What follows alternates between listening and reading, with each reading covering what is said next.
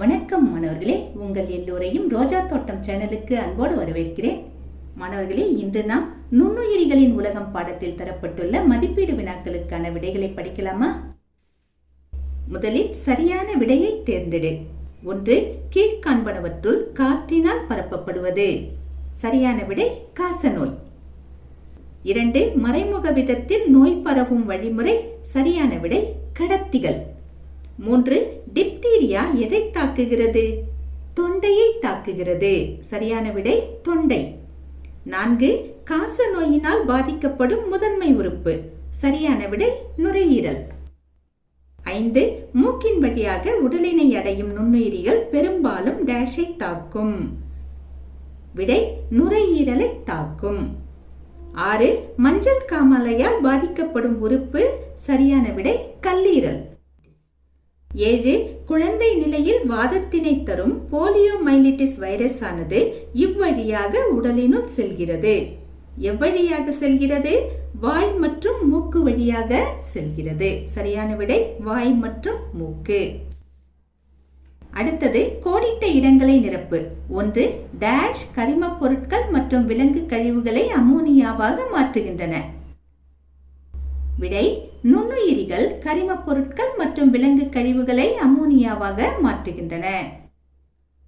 நுண்ணுயிரிகள்னு சொல்லும் போதே அதுல பாக்டீரியாக்கள் வந்துடும், சின்ன சின்ன பூஞ்சைகளும் வந்துடும். சரிங்களா? இவைகள் இரண்டுமே கரிம பொருட்கள் மற்றும் விலங்கு கழிவுகளை அமோனியாவாக மாற்றும் தன்மையுடையவை. 2. டைபாய்டு காய்ச்சல் டேஷால் ஏற்படுகிறது. டைபாய்டு காய்ச்சல் சால்மோனெல்லா டைபியால் ஏற்படுகிறது. இது ஒரு பாக்டீரியா. சரிங்களா? 3. H1N1 வைரஸ் டேஷை உருவாக்குகிறது. விடை H1N1 வைரஸ் பன்றிக் காய்ச்சலை உருவாக்குகிறது. அப்படி இல்லைன்னா ஸ்வைன் ப்ளூவை உருவாக்குகிறது. எப்படி வேணாலும் எழுதிக்கலாம். 4. டெங்கு என்ற வைரஸ் நோய் ஏற்படுவதற்கு டேஷ் ஒரு கடத்தியாக செயலாற்றுகிறது. விடை டெங்கு என்ற வைரஸ் நோய் ஏற்படுவதற்கு ஏடிஸ் எய்ஜிப்டி கொசு ஒரு கடத்தியாக செயலாற்றுகிறது. 5. டேஷ் என்ற தடுப்பூசி காச நோய்க்கு போதுமான பாதுகாப்பினை வழங்குகிறது. விடை பிசிஜி என்ற தடுப்பூசி காச நோய்க்கு போதுமான பாதுகாப்பினை வழங்குகிறது. 6. காலரா டேஷால் ஏற்படுகிறது மற்றும் மலேரியா டேஷால் ஏற்படுகிறது. விடை காலரா விப்ரியோ காலரேவால் ஏற்படுகிறது மற்றும் மலேரியா பிளாஸ்மோடியத்தால் ஏற்படுகிறது. அடுத்தது விரிவுபடுத்தி எழுதுக. என்னென்ன கொடுத்திருக்காங்க? ORS, WHO, HIV, BCG, DPT இதையெல்லாம் கொடுத்திருக்காங்க. எழுதிடலாம். ORS oral rehydration solution. WHO world health organisation. HIV human immuno deficiency virus. BCG இதனுடைய அப்ரிவேஷன் என்னன்னா பேசிலஸ் கால்மெட் கியூரின்.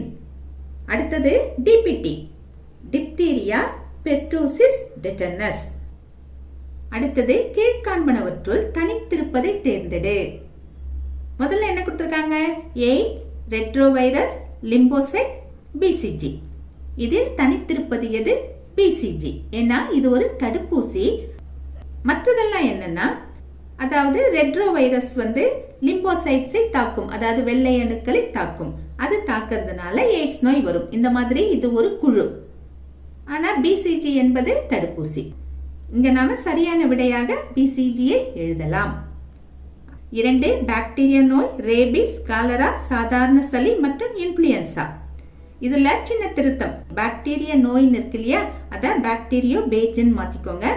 இப்படி மாத்திட்டு இதுக்கப்புறமா சரியான விடையை நாம எழுதலாம். இங்கே தனித்திருப்பது எது? தனித்திருப்பது காலரா. ஏன்னா பாக்டீரியோ பேஜ் என்பது ஒரு வைரஸ், ரேபிஸ் என்பது ஒரு வைரஸ், சாதாரண சளி மற்றும் இன்ஃப்ளூயன்சா இதெல்லாமும் வைரஸால தான் வரும். ஆனா காலரா மட்டும் விப்ரியோ காலரே என்ற பாக்டீரியாவால் ஏற்படுகிறது. ஆக இங்கே தனித்திருப்பது காலரா, மற்றதெல்லாம் வைரஸ். சரிங்களா? அடுத்தது சரியா தவறா? தவறெனில் திருத்தி எழுதுக. 1. ரைசோபியமானது பருப்பு வகை தாவரங்களில் காணப்படும் வேர் முடிச்சுகளில் வளிமண்டல நைட்ரஜனை நிலைநிறுத்துபவையோடு தொடர்புடையது. ஆமா, இந்த கூற்று சரிதான்.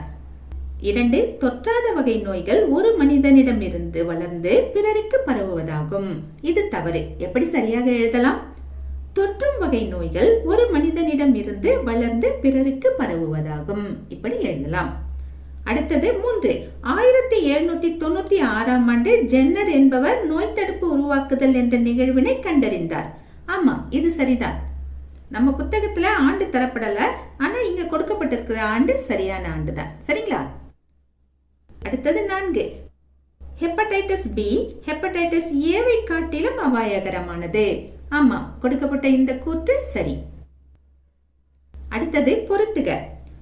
பன்றிக் காய்ச்சலை இன்ஃபுளுயன்சா வைரஸ் H1N1 பொருத்தலாம். பிறப்புறுப்பு பாலுண்ணிகளை மனித பாப்பிலோமா வைரஸோடு பொருத்தலாம். எய்ட்ஸை HIV பொருத்தலாம். காச நோயை மைக்கோபாக்டீரியத்தோடு பொருத்தலாம். அடுத்தது கீழ்காண்பனவற்றை வரையறு. சின்னதா டெபினிஷன் கொடுக்கணும். 4 கேள்விகள் கேட்டிருக்காங்க.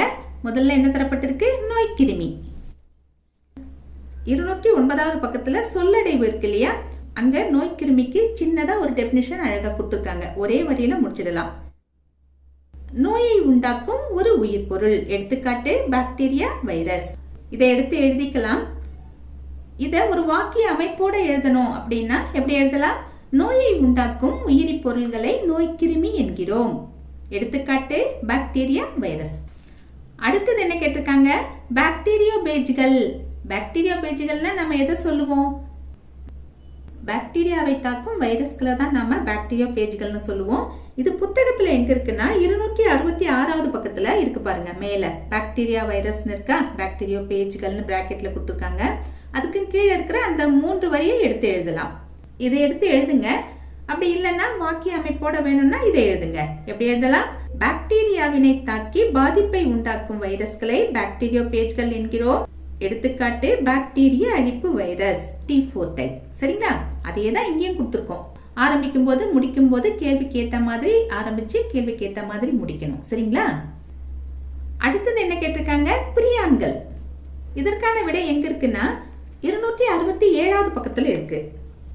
இங்க பிரியான்கள்னே ஒரு தலைப்பு இருக்கா, அங்க 3வது வரியிலிருந்து இதற்கான விடை எழுதணும். பிரியான்கள் புரதங்களை மட்டுமே கொண்டுள்ள வைரஸ் துகள்களாகும். இவற்றில் நியூக்ளிக் அமிலமானது காணப்படவில்லை. இவை நோயினை தோற்றுவிக்கக்கூடிய ஆனால் வைரஸ்களை விட சிறிய அமைப்புடையவை ஆகும். இது வரைக்கும் எழுதலாம். அதை எழுதுங்க. அப்படி இல்லைன்னா இந்த ஆன்சர் எழுதிக்கலாம். நீங்க எப்படி எழுதலாம்? பிரியான்கள் எனப்படுபவை நோய்களை உண்டாக்கக்கூடிய வைரஸ்களை விட சிறிய அமைப்பையுடைய வைரஸ் துகள்களாகும். இவைகளில் புரதங்கள் மட்டும் காணப்படுகின்றன, நியூக்ளிக் அமிலம் காணப்படுவதில்லை.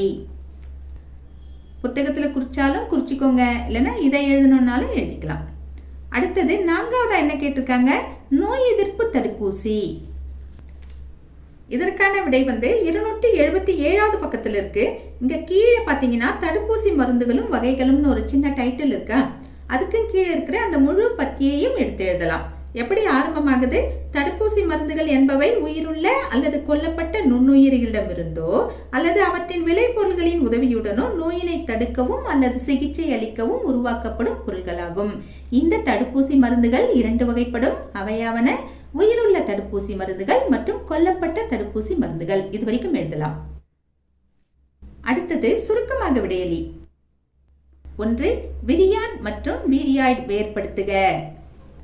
265வது பக்கத்துல விரியான் இருக்கு. அதாவது ஒரு எளிய வைரஸ் துகள் விரியான் என்று பெரும்பாலும் அழைக்கப்படுகிறது. இந்த மாதிரி ஒரு பத்தி ஆரம்பமாகுது இல்லையா, அங்க விரியான பத்தி இருக்கு. வீராய்டு எங்க இருக்குன்னா 266 அடுத்த பக்கத்துல வந்தீங்கன்னா மேலும் அறிந்து கொள்வோம் கொடுத்திருக்காங்க இல்லையா, ஒரு கட்டத்துல அங்க தரப்பட்டிருக்கு. இத ரெண்டையும் நீங்க வேறுபடுத்தி காட்டணும். இத அப்படியே ஒன்றின் கீழ் ஒன்றாவும் எழுதிக்கலாம். ஆனா வேறுபடுத்துகன்னு கேட்டிருக்காங்க, அதனால ஒரு பக்கத்துல விரியான்னு எழுதிக்கலாம், இன்னொரு பக்கத்துல வீராய்டுன்னு எழுதிக்கலாம். விரியான் சைடுக்கு வாங்க. ஃபர்ஸ்ட் பாயிண்ட் என்ன எழுதலாம்? ஒரு எளிய வைரஸ் துகளை விரியான் என்கிறோம். வீராய்டு பக்கம் வாங்க. வைரஸில் உள்ள புரத உரையற்ற தீங்களிக்கும் RNA-வை வீராய்டு என்கிறோம். அடுத்தது செகண்ட் பாயிண்ட். இதில் DNA அல்லது RNA இந்த இரண்டில் ஏதாவது ஒன்று காணப்படும். இந்த பக்கம் வாங்க. இதில் RNA மட்டும் காணப்படும். Third point. இதில் புரத உரை காணப்படும். இந்த பக்கம் வாங்க, இதில் புரத உரை காணப்படாது. அடுத்தது 4th பாயிண்ட், இவை உயிருள்ள செல்களில் வாழ்கின்றன. இந்த பக்கம் வாங்க, இவை தாவர செல்களில் மட்டும் வாழ்கின்றன. 5th பாயிண்ட், மனிதர்கள், விலங்குகள் மற்றும் தாவரங்களில் நோய்களை உருவாக்குகின்றன. இந்த பக்கம் வாங்க, தாவரங்களில் மட்டும் நோய்களை உருவாக்குகின்றன. அடுத்தது 2வது கேள்வி, மலேரியா ஒட்டுண்ணியின் கடத்தியின் பெயர் யாது? தீங்கான மற்றும் சாவுக்கேதுவான மலேரியாவை பரப்பும் மலேரியா ஒட்டுண்ணி சிற்றினத்தின் பெயரை எழுதுக. இதற்கான விடை புத்தகத்துல வேணும்னா 272வது பக்கத்துக்கு வரணும். மலேரியான்னு ஒரு தலைப்பு இருக்கு இல்லையா, அதுக்கு கீழே இந்த கேள்விக்கான விடை இருக்கு. அது மொத்தமா நீங்க படிச்சு பார்க்கணும். அப்படி இல்லைன்னா 2 பாயிண்ட்ல இந்த விடையை கொடுக்குறேன், நோட் பண்ணிக்கோங்க. ஃபர்ஸ்ட் பாயிண்ட், மலேரியா ஒட்டுண்ணி கடத்தியின் பெயர் அனாபிலஸ் ஆகும். இது ஒரு பெண் கொசு ஆகும். செகண்டா என்ன எழுதலாம்? தீங்கான மற்றும் சாவுக்கேதுவான மலேரியாவை பரப்பும் மலேரிய ஒட்டுண்ணியின் சிற்றின பெயர் பிளாஸ்மோடியம் பால்சிபேரம் ஆகும். கடத்தியின் பெயர் அனோபிலஸ் பெண் கொசு, சிற்றினத்தின் பெயர் பிளாஸ்மோடியம் பால்சிபேரம். சரிங்களா? அடுத்தது 3வது கேள்வி, மூவகை ஆன்டிஜன் என்றால் என்ன? இந்த வகை ஆன்டிஜனை பயன்படுத்தி தடுக்கப்படும் நோய்களை குறிப்பிடுக. 278வது பக்கத்துல கீழே பாத்தீங்கன்னா டிபிடி 3 நோய் தடுப்பு இப்படி சின்னதா ஹைலைட் பண்ணி சின்ன பத்தி இருக்கு இல்லையா, அந்த முழு பத்தியும் எழுதலாம். இது ஒரு கூட்டு தடுப்பு மருந்தாகும். டிப்தீரியா அதாவது தொண்டை அடைப்பான், பெர்டூசிஸ் அதாவது கக்குவான் இருமல் மற்றும் டெட்டனஸ் போன்ற 3 நோய்களை தடுக்க இக்கூட்டு மருந்து பயன்படுகிறது. இப்படி இருக்கு இல்லையா, இதை எடுத்து எழுதலாம். புக்ல பார்த்து எழுதுறதா இருந்தா அதை எழுதிக்கோங்க, அப்படி இல்லைன்னா இதையும் எழுதலாம். ஃபர்ஸ்ட் பாயிண்ட் எப்படி எழுதலாம்? 3 வகையான பாக்டீரியா நோய்களுக்கு வழங்கப்படும் கூட்டு தடுப்பு மருந்தை மூவகை ஆன்டிஜன் என்கிறோம். செகண்ட் பாயிண்ட், தடுக்கப்படும் நோய்கள். எந்தெந்த நோய்களை தடுக்குது?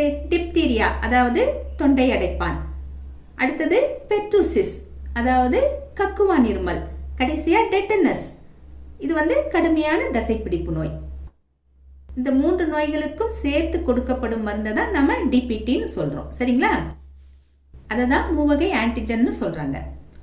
அடுத்தது 4வது கேள்வி, சுவாச மண்டலத்தோடு தொடர்புடைய அதிக நாட்கள் காணப்படும் நோய்களை பெயரிடுக. சுவாச மண்டலத்தோடு தொடர்புடைய அதிக நாட்கள் காணப்படும் நோய்கள் இந்த மாதிரி எழுதிக்கோங்க. ஒரு 4 நோய்களை வரிசைப்படுத்திடலாம்.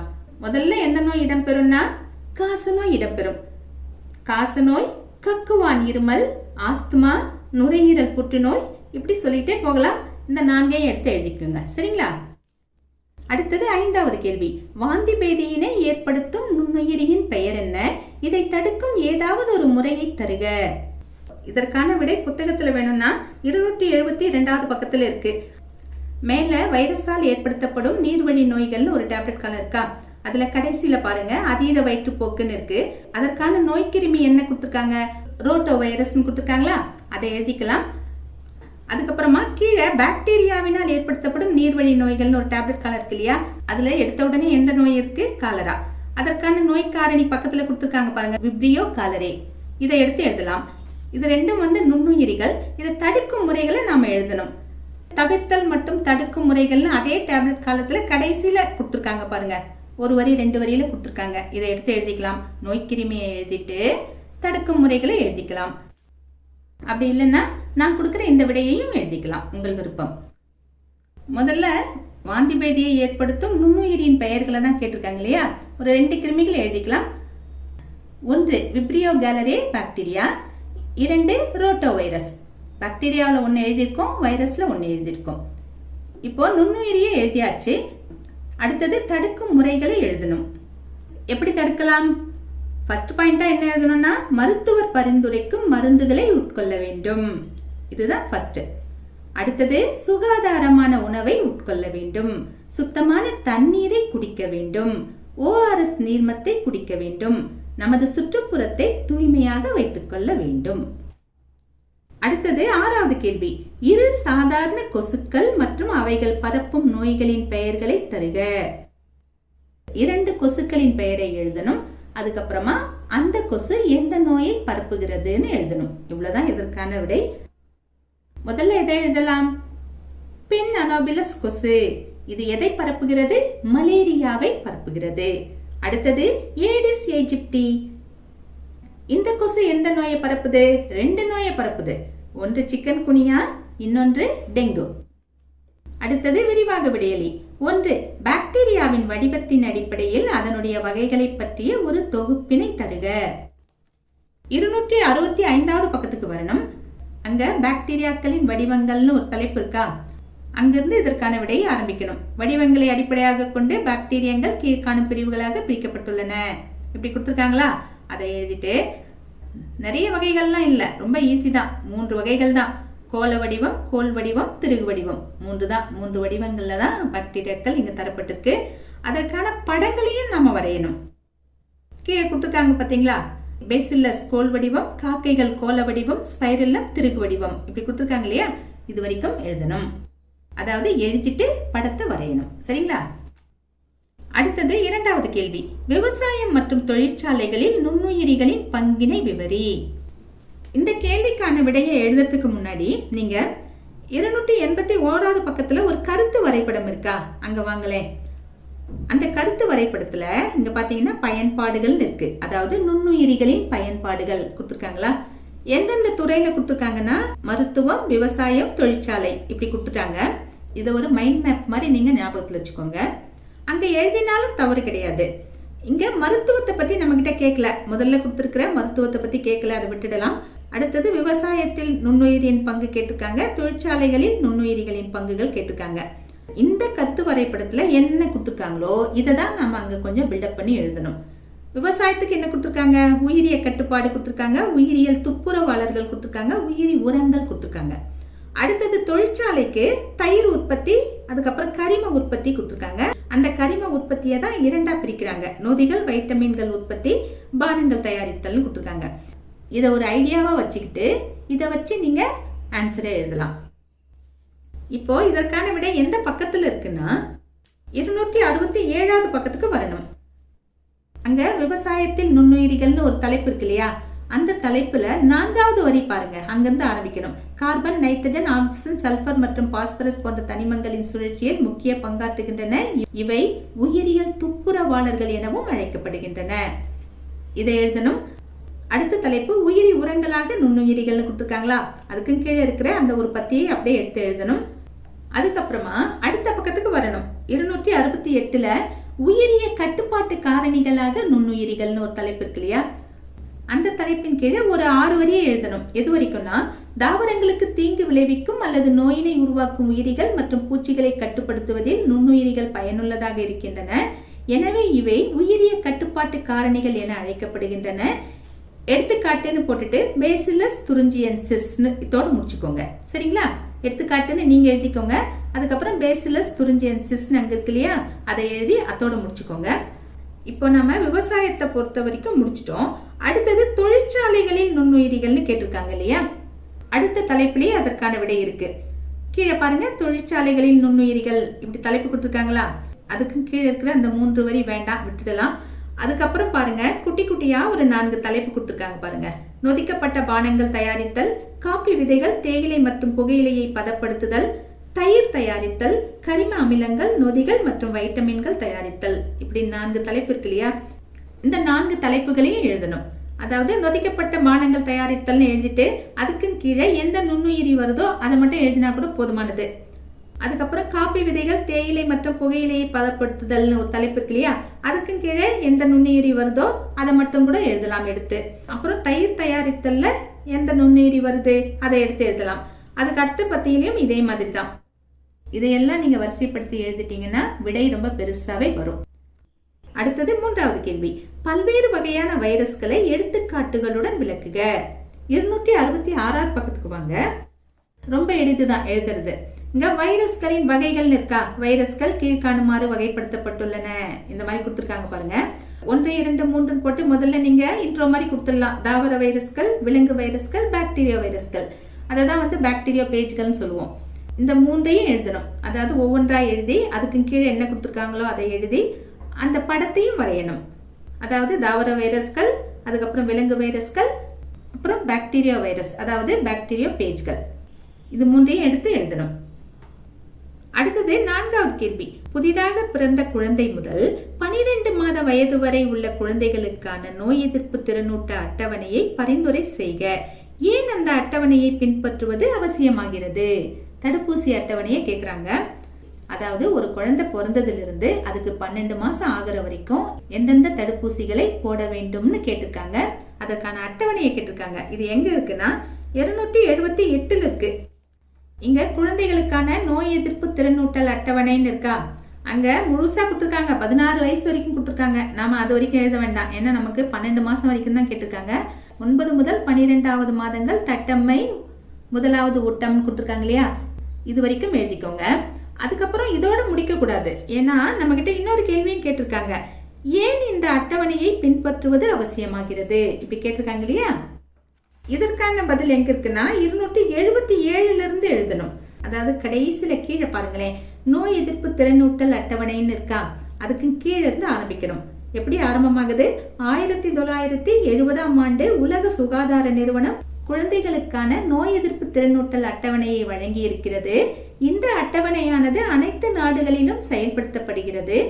குழந்தைகளை தொற்று நோய்களிலிருந்து பாதுகாப்பதற்காக எந்த வயது குழந்தைக்கு எந்த தடுப்பு மருந்தை வழங்குதல் வேண்டும் என்பதை சுட்டி காட்டுகிறது. இது வைக்கிருக்கா, இதை எழுதிட்டு இதுக்கப்புறம் கேள்விக்கு ஏத்த மாதிரி முடிச்சிடுங்க. இக்காரணங்களால் இந்த அட்டவணையை பின்பற்றுவது அவசியமாகிறது. இப்படி முடிங்க, சரிங்களா?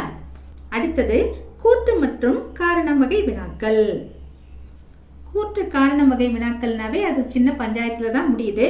முதல் கூற்று என்ன கொடுத்திருக்காங்க? சின்னம்மை நோய் உடலில் வடுக்களாலும் தடங்களாலும் சுட்டிக்காட்டப்படுகிறது. ஆமா, இந்த கூற்று சரிதான். காரணம் என்ன கொடுத்திருக்காங்க? சின்னம்மையானது முகத்தில் அரிப்பினை ஏற்படுத்தி உடலில் அனைத்து இடங்களிலும் பரவக்கூடியது. கொடுக்கப்பட்ட காரணம் ஒரு வகையில் சரிதான், அதாவது அரிப்பை ஏற்படுத்தும், அதுக்கப்புறம் உடல் முழுவதும் பரவும். இந்த காரணமும் ஓரளவுக்கு சரிதான். ஆனால் கொடுக்கப்பட்ட கூற்றுக்கு முழுமையாக இது பொருந்தவில்லை. என்ன காரணம் கொடுத்திருக்கணும்? வாரிசெல்லா ஹோஸ்டர்ங்கிற வைரஸ் ரத்தத்தோட கலந்து விடுறதுனால அது உடல் முழுவதும் போகுது, பரவுது. அதனால உடலெங்கும் அங்கங்க சிறிய சிறிய கொப்பளங்கள் ஏற்படுது. இந்த கொப்பளங்கள் தான் அதுக்கப்புறம் வடுக்கலாக மாறுது. இப்படி ஒரு காரணத்தை கொடுத்திருந்தாங்கன்னா நாம பொருந்தக்கூடிய காரணமா எடுத்துக்கலாம். ஆனா இப்ப கொடுத்திருக்கிற காரணம் ஓரளவுக்கு தான் பொருந்தது, முழுமையாக பொருந்தவில்லை. அதனால நாம எதை விடையாக எழுதலாம்? ஆப்ஷன் இருக்கு இல்லையா, கூற்று மற்றும் காரணம் இரண்டும் சரி, காரணம் கூற்றுக்கான சரியான விளக்கம் இல்லை, இதை எடுத்து எழுதலாம். அடுத்தது 2 கூற்று என்ன கொடுத்திருக்காங்க? எதிர் உயிர் பொருட்களை உட்கொள்வதால் டெங்கு நோயை குணமாக்கலாம். எதிர் உயிர் பொருட்கள்னா என்னன்னா ஆன்டிபயாட்டிக். ஆன்டிபயாட்டிக் சாப்பிடுறதுனால டெங்கு நோயை குணமாக்கிடலாம் அப்படின்னு கொடுத்திருக்காங்க. இந்த கூற்று தவறு. ஏன்னா டெங்குங்கிறது வைரஸால் வரக்கூடிய ஒரு நோய். ஆன்டிபயாட்டிக் அதாவது எதிர் உயிர் பொருள் எதுக்கு கொடுப்போம்னா, பாக்டீரியாவால ஒரு நோய் வந்ததுன்னா அதுக்கு தான் ஆன்டிபயாட்டிக் கொடுப்பாங்க. வைரஸால வர நோய்க்கு ஆன்டிபயாட்டிக் கொடுக்க மாட்டாங்க, பொதுவா தடுப்பூசியை தான் போடுவாங்க. அதனால் கொடுக்கப்பட்ட கூற்றை நாம் தவறு என்று எழுதலாம். காரணம் என்ன கொடுத்திருக்காங்க? நோய் எதிர் உயிர் பொருட்கள் வைரஸ்கள் பெருகுவதை தடுக்கின்றன. கொடுக்கப்பட்ட இந்த காரணமும் தவறுதான். ஏன்னா ஆன்டிபயாட்டிக் பாக்டீரியாக்கள் பெருகுவதை தான் தடுக்கின்றன, வைரஸ்கள் பெருகுவதை அது தடுக்காது. அதனால் கொடுக்கப்பட்ட காரணம் தவறு. ரெண்டுமே தவறு இல்லையா? அந்த மாதிரி ஒரு ஆப்ஷன் நான் வச்சிட்டு இருக்க புத்தகத்துல இல்ல.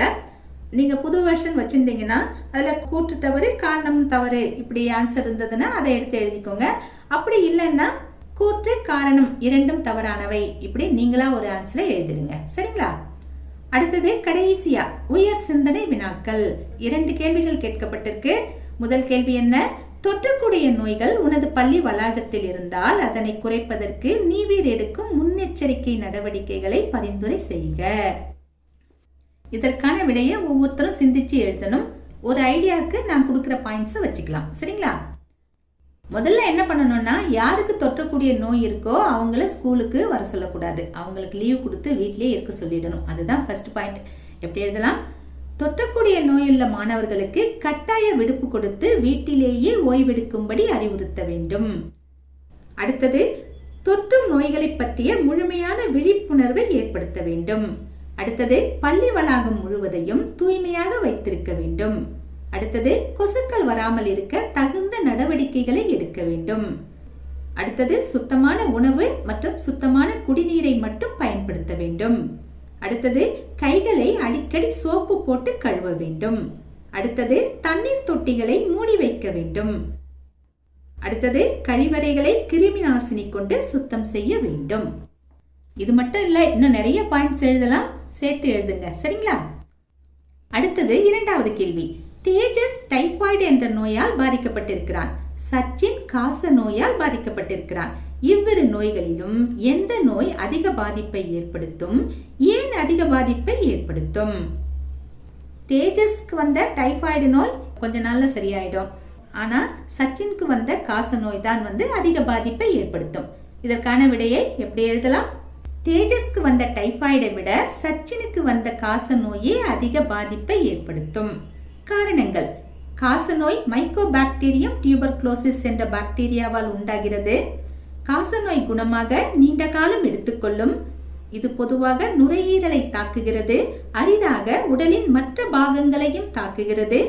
நுரையீரல் காசநோய் வந்தால் சளி, இருமல், காய்ச்சல், எடை குறைதல், சோர்வு போன்ற பல பாதிப்புகள் தோன்றுகின்றன. காசநோய்க்கு தொடர்ச்சியாக மருந்துகளை எடுக்க வேண்டும். அவ்வாறு தொடர்ச்சியாக மருந்துகளை எடுக்கும் போது மருந்துகளால் ஏற்படும் பக்க விளைவுகளை தடுக்கும் வகையில் மருத்துவர் தரக்கூடிய இணை மருந்துகளையும் சேர்த்து எடுத்துக்கொள்ள வேண்டும். அதாவது எப்படின்னா, ஒரு நோய்க்கு நாம நீண்ட நாட்கள் மருந்து எடுக்க வேண்டிய நிலைமை வந்ததுன்னா அந்த நோய்க்கான மருந்தையும் எடுக்கணும். அது சில பக்க விளைவுகளை ஏற்படுத்தலாம், அதற்கான மருந்தையும் சேர்த்து எடுக்கணும். பொதுவா நாம சொல்லுவோம் இல்லையா, நெல்லுக்கு பாய்ச்சிய நீர் புல்லுக்கும் சென்றது இப்படின்னு சொல்லுவோம் இல்லையா? அதே மாதிரிதான் இங்கேயும். ஆனா கான்செப்ட் கொஞ்சம் உல்டாவா தலைகீழா மாறிடும். நம்ம வியாதிக்காக கொடுக்கிற மருந்து அந்த வியாதிக்குரிய கிருமியை மட்டும் தாக்காம மற்ற சில வேலைகளையும் நம்ம உடம்புல செஞ்சிடும். அதனால நமக்கு சில பாதிப்புகள் உண்டாகும். அந்த பாதிப்புகளை தான் நம்ம பக்க விளைவுகள் சொல்லுவோம். இந்த பக்க விளைவுகள் வராம இருக்கிறதுக்கு தான் மருத்துவர் நோய்க்கான மருந்துகளோடு சேர்த்து சில இணை மருந்துகளையும் கொடுப்பார்.